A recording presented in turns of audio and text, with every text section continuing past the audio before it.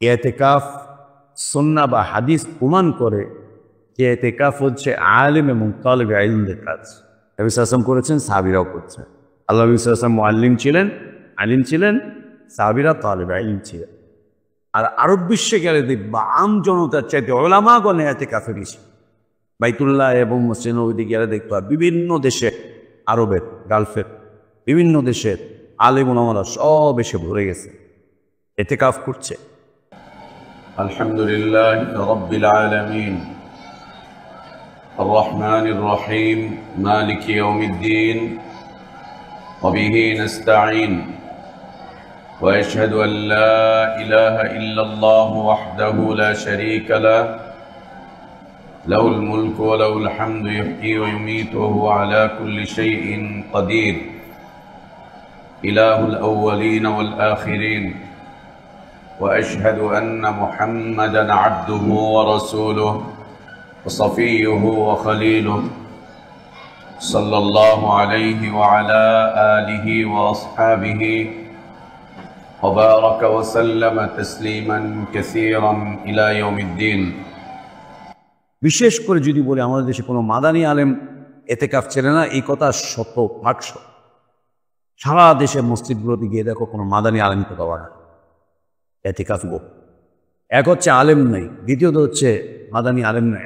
আলেমদেরকে খুঁজেও পাবা, যদি কোথাও কোনো চিপায় পড়ে থাকে ওটা ধরার পাই। ইতিকাফ করে কারা তাহলে? দেখবা সাধারণ মানুষগুলো। হানাফি মসজিদে গিয়ে দেখবা তবলিগলারা ইতিকাফে পড়ে আছে, আহলে হাদিস মসজিদগুলোতে গিয়ে দেখবা ইতিকাফকারী নাই। যদি থাকেও ওরা আলেম ওলামা নাই, তারা আছে সাধারণ জনগণ, চাকরি করে, ব্যবসা করে এরা।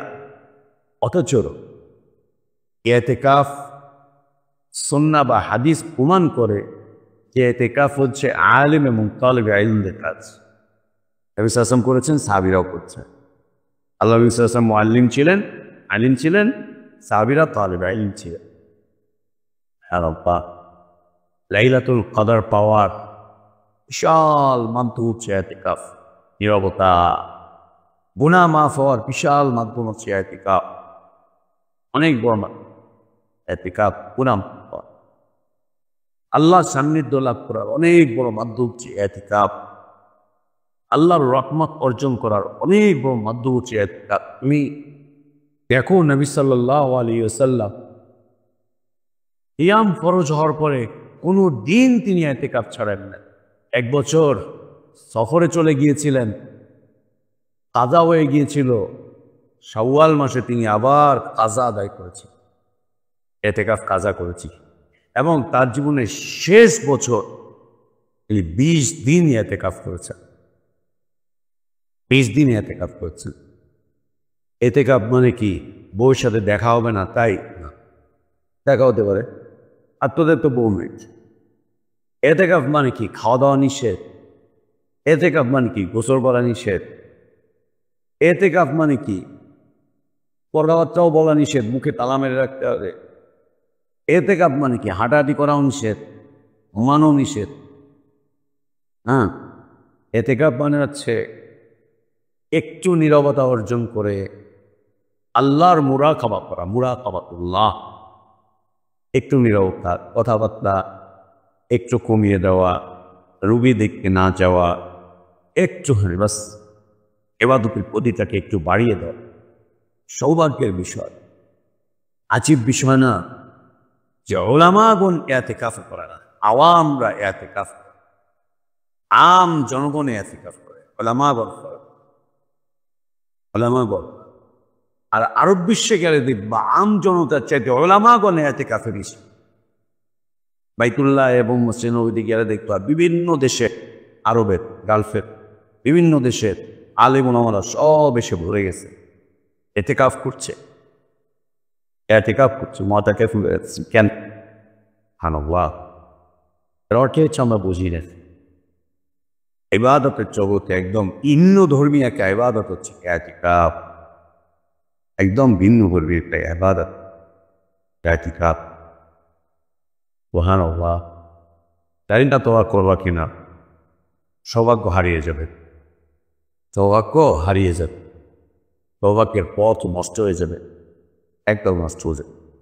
আলহামদুলিল্লাহ, আল্লাহ আমাকে আমাদের ছোট্ট জীবনে বেশ কয়েকবার এতেকাফ দিয়ে এতেকাফ করো, এতেকাফ করবা না কেন? কেন করবা না? করার তো কোনো কারণ দাও। শুধু একটু নিয়াত করে ফেললেই বিশাল সওয়াব চলছে, অনেক বড়। আর এখনো বিয়ে শাদী করো নাই, পোলাপান নাই, সন্তান নাই, এখনো দুনিয়াদারের ঝামেলা নাই, এখনই এতেকাফ করবা না, কখন করবা? বিয়ে করার পরে, বউ বাচ্চা হওয়ার পরে, দুনিয়াদারি করার পরে, ব্যবসা বাণিজ্য করবা তখন, সমাজে জিম্মাদারি পালন করবা তখন। ঠিক আছে? আর আল্লাহর কাছে কোন বয়সের ইবাদত বেশি প্রিয়? এই যে তোমাদের এই বয়সে বেশি প্রিয় আল্লাহর কাছে, অনেক প্রিয়। আল্লাহ তো তার কাছে অনেক বেশি, অনেক বেশি। এখন সুযোগ আছে আল্লাহর কাছে কিছু চেয়ে আল্লাহর থেকে নেওয়া। বয়সটা এখন আল্লাহর কাছে চাওয়ার, বয়সটা এখন ইবাদতে রত থাকার, বয়সটা এখন জীবনটাকে আল্লাহর রাস্তায় ঢেলে সাজাবার।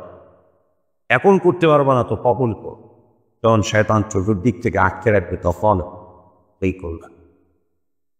একদম যদি ইতিকাফ করো, যদি এইটাই তোমার জীবনের শেষ বছর হয়, যদি এমন হয় যে রমাদানের পরে আমরা বাঁচবো না, অনেকেই মারা যাব, অনেকেই মারা যাব, রমাদানও চলে গেল, ইতিকাফও পাবো না, সামনে রমাদান আসবে কি না, যে বলবো আগামী বছর করবো, আগের বছর বাঁচার গ্যারান্টি আমাকে দাও, নিশ্চয়তা দাও, আগামী বছর বাঁচবে।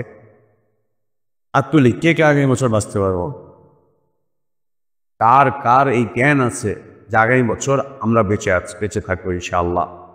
ইনশাআল্লাহ বলেই বলো আগামী বছর বেঁচে থাকবো ইনশাআল্লাহ। কে কে নিশ্চিতভাবে কে বলতে পারবো? হাত 100 ভাগ নিশ্চিত কেউ বলতে পারবে না? 50 ভাগ বলেছে, 50%। তাও পারবো না তো ঠিক আছে, 25% বলো, 4 ভাগের 1 ভাগ, তাও না 10 ভাগের 1 ভাগ পর। যে আমার কাছে এই জ্ঞান আছে, সেই জ্ঞানটা 10% জ্ঞান, 10% বেঁচে থাক পারবে? কেন ভালো কাজ পিছনে ফেলবে? কেন সব সুযোগ সুবিধা থাকার পরেও কেন ভালো কাজ বন্ধ রাখবা? সব সুযোগ সুবিধা থাকার পরেও কেন আল্লাহর কাছে তার রহমত তলব করবা না, মাগফিরাত তলব করবা না? সব কিছু থাকার পরেও কেন আরেকটু আগাবা না? এগিয়ে তো আছোই তো মাত্র স্যার, এগিয়েই তো আছো, জায়গা মতোই তো বসে আছে। তো মানসিক হালাত পরিবর্তন করতে সমস্যা। ঈদের নিয়তে আমাদেরকে ইবাদত, ঈদের নিয়তের কারণে আমাদের ইবাদত দুর্বল হয়েছে, এটা কিভাবে শিখব? এটা কিভাবে হয়? আল্লাহ তাবারক ওয়া তাআলা যখন আমাদেরকে আমাদের মায়ের থেকে পাঠিয়েছেন, যখন রূহ ফুঁকে দেওয়া হয়েছে 4 মাস বয়স, তখন মালাইকাকে দিয়ে আল্লাহ তাবারক ওয়া তাআলা আমাদের কপালে প্রধানত 2টা বিষয় লিখিয়েছেন, জাতি সাঈদ। এটা প্রধান, শাকী না সাঈদ। দ্বিতীয়ত আমাদের হায়াত লিখিয়েছেন, আমাদের রিজিক লিখিয়েছেন, আমাদের অবস্থান লিখিয়েছেন আল্লাহ তাবারক। কেউ যদি সাআদাতের জীবন চায়, সৌভাগ্যের জীবন চায়, সৌভাগ্যের পথে হাঁটতে চায়, সে যেন ইতিকাফের নিয়ত করে নেয়, এখনো সময় আছে। আর কেউ যদি বলছে না আল্লাহ তুমি দিতে চাচ্ছ, আমার প্রয়োজন তাই তুমি দিবা, আমি দিব না, আমার ভাল লাগে না, আমাকে আমার মতো আল্লাহ ছেড়ে দাও তো, আলা মাহলি খুব আলা মাহলি। এরপরেও বলবো নিয়ত করো, নিয়ত করো, নিয়ত করো। এরপরেও বলবো নিয়ত করো, ও এই নিয়তে অগ্রগামী হও, একজনের চেপে আরেকজন এগিয়ে আসো, আরেকজন এগিয়ে আসো। ঘুমাবা, মনে রেখো আল্লাহ দীর্ঘ মেয়াদি ঘুম পাড়িয়ে দেবে, কেউ টানবে না তোমাকে, দীর্ঘ মেয়াদি ঘুমিয়ে থাকবা। আল্লাহ বলবে ঘুমাও। তাদেরকে আল্লাহ দীর্ঘমেয়াদী ঘুমের সুযোগ দেবেন জানো? যারা দুনিয়াতে নির্ঘুম কাটিয়েছে আল্লাহর সামনে দাঁড়িয়ে দাঁড়িয়ে, তাদেরকে আল্লাহ দীর্ঘমেয়াদী ঘুম দিবেন। ঘুমাও, টেনশন ফ্রি হয়ে ঘুমাও, আল্লাহ তাদেরকে। আল্লাহ সুখের জীবন দিবেন, কেউ ডিস্টার্ব করবে না তাদেরকে, যারা দুনিয়ার শোকগুলোকে পরিত্যাগ করেছে। আল্লাহ আনন্দের জীবন দিবেন কাদেরকে? যারা দুনিয়ার আনন্দগুলোকে পরিত্যাগ করেছে। এবং আল্লাহ নবী সাল্লাল্লাহু আলাইহি ওয়াসাল্লাম শেষ কথা দিয়েছে যে নীরবতা, একাকিত্ব, নীরব হয়ে যাওয়া, আলাদা হয়ে যাওয়ার ফজিলত নবী সাল্লাল্লাহু আলাইহি ওয়াসাল্লাম বলছেন, আল্লাহ ওই ব্যক্তিকে জাহান্নামের আগুনে পোড়াবেন না যে ব্যক্তি নীরবে নিভৃতে একাকী বসে আল্লাহর কাছে কেঁদে চোখের পানি দেয়। নীরবতা, এই নীরবতার সবচেয়ে বড় মাত্র হচ্ছে এতিকাফ।